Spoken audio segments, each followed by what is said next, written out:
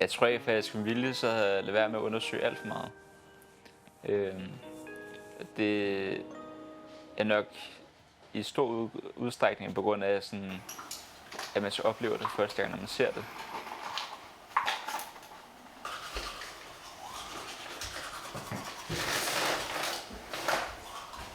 Hvad med tallerkenen der, eller hvis det heller ikke kan blive ting? Altså, når vi er afsted på sådan en tur her, så går vi egentlig ikke så sindssygt meget op i, hvor vi lige bor henne, og hvad der ellers lige måtte ligge af ting og sager i nærheden. Det er sådan rimelig meget dykningen, det handler om.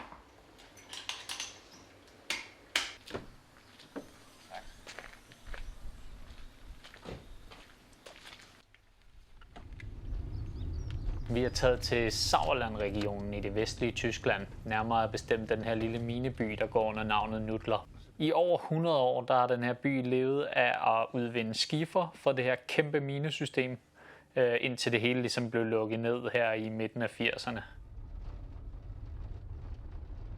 Det er et lidt specielt sted, når man kommer der, fordi at det starter sådan ude på vejen, og så er der sådan en eller anden lille dykkerbæks, hvor man skal tjekke ind. Som spørger lidt om, hvor fanden vi kommer fra, for vi taler ikke tysk, og hvad laver vi lige her? Altså, her der får vi så lige sådan en lille vejledning til, hvordan man læser deres kort og finder rundt i de forskellige sektioner af minen, og hvor de leder hen.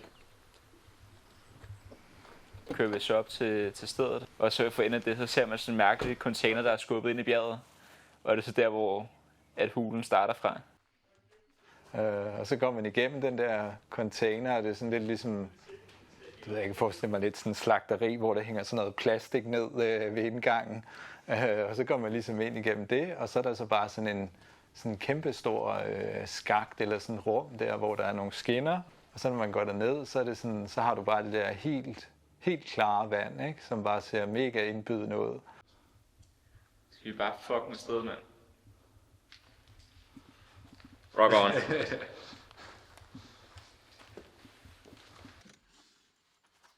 Det tager i hvert fald næsten 3 gange så lang tid at gøre klar til dykket, som det tager at lave selve dykket.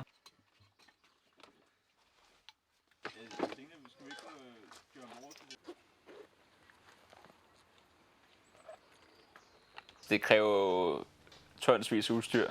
Altså, jeg tror i hvert fald hver sag, vi måske har slæbt 70, 80, 100 kilo udstyr med ned i den hule der. Altså, jeg vidste ikke, at gøre det. Så det kræver helt meget udstyr, og det kræver, at man ved lige præcis, hvad for udstyr til hvilken opgave. Det er sådan meget specialiseret til et meget nørdet punkt. Så man kunne finde et par sko i størrelse 48 eller et eller andet.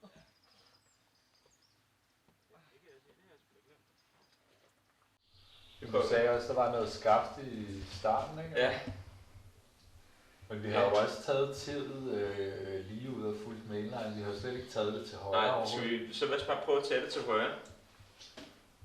Fordi det ser ud som, hvis vi kører den vej her, så tid er her, ikke? Ja. Så kører vi nedad der kommer vi ind i det her. Man så ligesom skal dykke der, så står man jo på sådan en platform og tager sit udstyr på. Hvis man kigger sådan over på hver især, så alle har ligesom deres bestemte ting, de lige gør, før man kommer ned. Sådan, alle har en eller anden følt respekt for det. Det er ligesom sådan et ritual, man lader op til.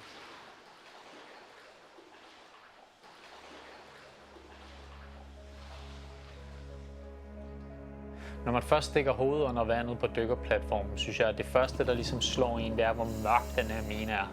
De her rå skifervægge her, de sluger ligesom bare alt lys, man kaster på dem. Så selvom vi har kæmpe store lamper med og kaster masser af lys afsted, så er der utrolig mørkt dernede, og det gør det faktisk også utrolig svært at filme. Når man så begynder at svømme afsted ind i minen, så svømmer man jo ikke ret længe, før man bliver mødt af det her advarselsskilt her, der siger, at man selvfølgelig ikke skal bevæge sig længere ind, uden at have undergået full cave træning. Og så bliver man ellers mødt af mainlinen, som er ligesom den primære hovedline, der går igennem det gule system i minen. Og så når man så følger den videre ned, så bliver det sådan lidt mere snævert, og der er sådan noget rør på siden, de har brugt til at pumpe vand ud af minen der. På et tidspunkt så giver Markus altså tegn til, at nu binder vi på, og så laver vi et jump over til en anden sektion af minen, hvor vi skal igennem en passage, de kalder Cappuccino Valley. Og det hedder den altså, fordi at den er kendt for, at sigtbarheden falder ret drastisk undervejs i den her passage her.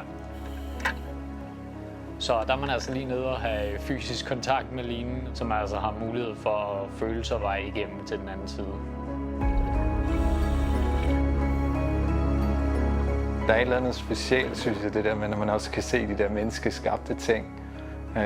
Med at man dykker ind, og så kan du se måske sådan skinnerne, der kører på bunden, så står der nogle vogne, og så kan du ligesom fornemme, at der er nogen, der har gået og arbejdet der. Og der er nogen, der har arbejdet der måske, den har måske været åben i 100 år eller et eller andet, så det er sådan, det har faktisk været en arbejdsplads igennem altså rigtig lang tid, ikke? På den måde minder det også en lille smule om vragdykning egentlig, fordi der også er en historie bag det, ikke? Og der er nogle mennesker, der har arbejdet på det der.